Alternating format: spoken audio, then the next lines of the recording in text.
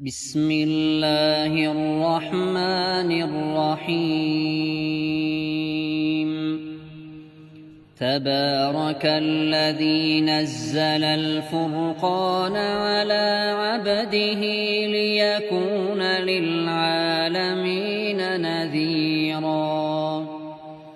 الذي له ملك السماوات والأرض ولم يتخذ ولدا ولم يكن له شريك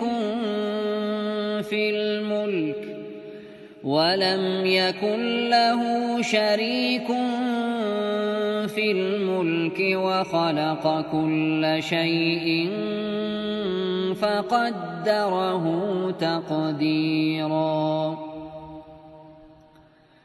واتخذوا من دونه آلهة لا يخلقون شيئا وهم يخلقون ولا يملكون لأنفسهم ضرا ولا نفعا ولا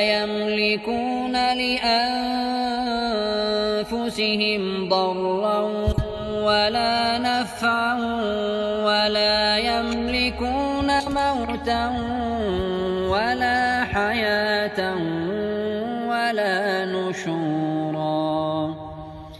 وقال الذين كفروا إن هذا إلا إفك افتراه وأعانه عليه قوم آخرون فقد جاءوا ظلما وزورا. وقالوا أساطير الأولين اكتتبها فهي تملى عليه بكرة وأصيلا. قل أنزله الذي يعلم السر في السماوات والأرض إنه كان غفورا رحيما. وقالوا ما لهذا الرسول يأكل الطعام ويمشي في الأسواق لولا أنزل إليه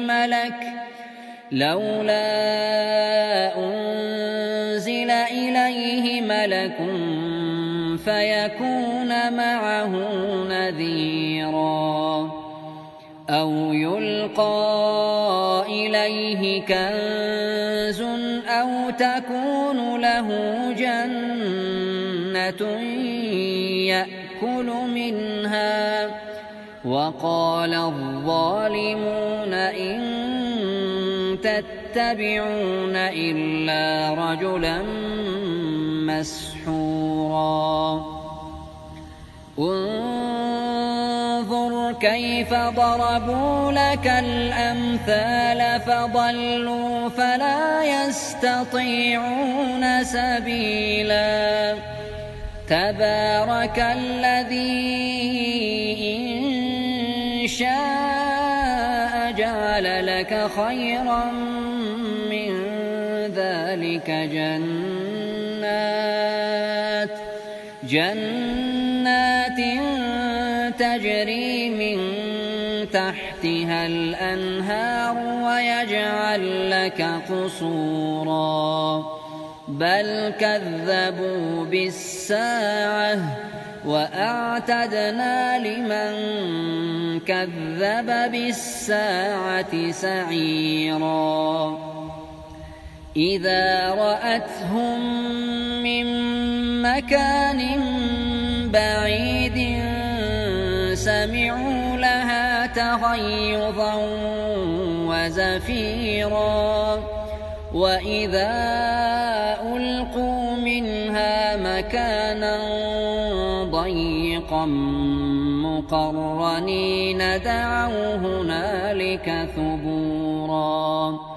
لا تدعوا اليوم ثبورا واحدا وادعوا ثبورا كثيرا قل أذلك خير أم جنة الخلد التي وعد المتقون كانت لهم جزاء ومصيرا لهم فيها ما يشاءون خالدين كان على ربك وعدا مسئولا صدق الله العظيم.